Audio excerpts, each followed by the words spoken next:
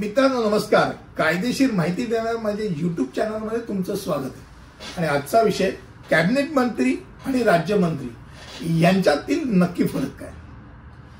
मित्रांनो बऱ्याच वेळा असं होतं की मंत्रिमंडळ जेव्हा जाहीर केलं जातं तेव्हा पंतप्रधान आपल्या सोबत काही महत्त्वाचे मंत्री कॅबिनेट मंत्री जाहीर करतात आणि मग मागाहून एकूणच सगळं राजकीय स्थिती पाहता प्रत्येक राज्यातला प्रत्येक गटाला प्रत्येक जातीला अशा विविध प्रकारच्या सगळ्यांना सामावून घेणारं मंत्रिमंडळ हे नंतर जाहीर केलं जातं. आता हे नंतर जाहीर केलेलं मंत्रिमंडळ त्यामध्ये पण काही कॅबिनेट मंत्री असतात, राज्यमंत्री असतात. मग हे कॅबिनेट मंत्री आणि राज्यमंत्रीतला फरक काय हे जाणून घेणं फार महत्वाचं आहे. तर पहिली गोष्ट मंत्री परिषदेची रचना कशी केली जाईल यावर निर्णय घेणारे त्याचा अधिकार संपूर्णतः जर देशाच्या पातळीवरचा विचार करायला झाला तर भारताचे पंतप्रधान आहेत त्यांना तो अधिकार दिला. आता अनुभव आणि ज्येष्ठता या घटकांच्या आधारे मंत्री परिषदेचे 4 साधारणतः भाग केले जातात.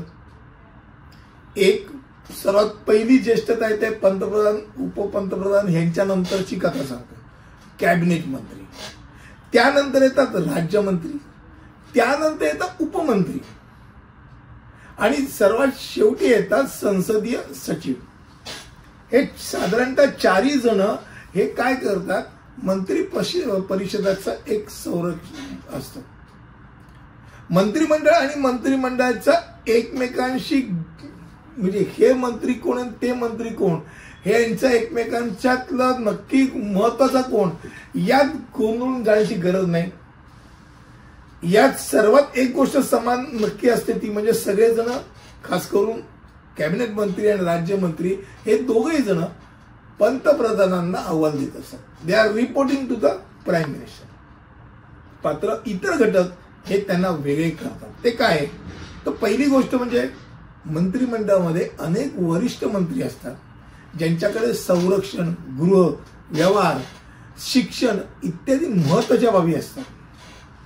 यांची बजेट पण फार मोठी असतात. यांच्याकडे त्यांना विविध घटकांना जे पैसे द्यायचे असतात त्यांच्याकडे निधी हा साधारणतः सर्वाधिक असतो.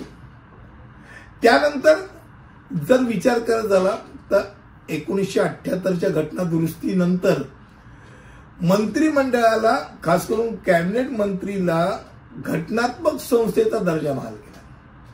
त्यामुळे मंत्रिमंडळात जे अनुभवी मंत्र्यांचा समावेश असतो या अशा कॅबिनेट मंत्र्यांचा पंतप्रधान महत्वाच्या बाबींवरती सल्लामसलत करतात. मंत्रिमंडळाचे निर्णय सर्व मंत्र्यांना बंधनकारक असतात. धोरणे तयार करण्याकरता आणि राष्ट्राच्या महत्वाच्या काही बाबींवर निर्णय घेण्यासाठी मंत्रिमंडळाची शक्य तितक्या वारंवार बैठकी होत असतात. आणि कॅबिनेट मंत्र्यांची जर संख्या विचार कराल तर 15 ते 20 एवढीच असते. आता आपण राज्यमंत्र्यांचा विचार करू. राज्यमंत्री हा एक घटनात्मक संस्था आहे. महत्वाचे निर्णय घेताना राज्यमंत्र्यांशी सल्लामसलत करायची का नाही करायची हे पंतप्रधानावरती अवलंबून आहे.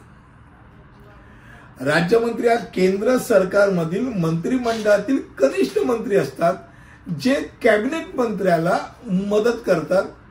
त्यांना एक प्रकारचं सपोर्टिंग साइड असते, त्यांना रिपोर्टिंग करत असतात.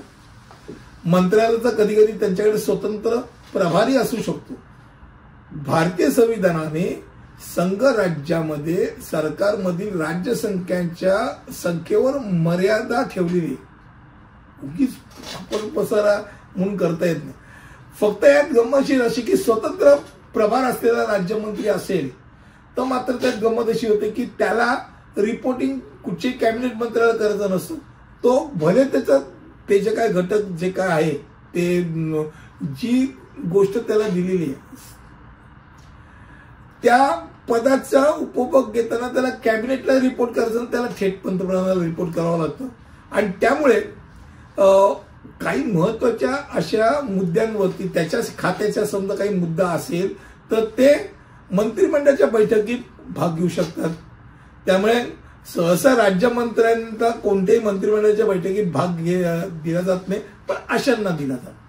मला वाटतं थोडक्यामध्ये कॅबिनेट मंत्री आणि राज्यमंत्री याच्यातला मी फरक सांगितला. जसा केंद्रात असतो तसा तर राज्यातही तोच प्रकार आहे आणि तोच प्रकार आहे. तिथे पंतप्रधान असतात, इथे मुख्यमंत्री असतात. बाकी फार फरक नाही. मला असं वाटतं कमी शब्दामध्ये आपल्यासमोर हा विषय मांडला. पुढील विषयामध्ये असंच काहीतरी नवीन घेऊन येईल. तिथपर्यंत इथेच थांबतो. धन्यवाद.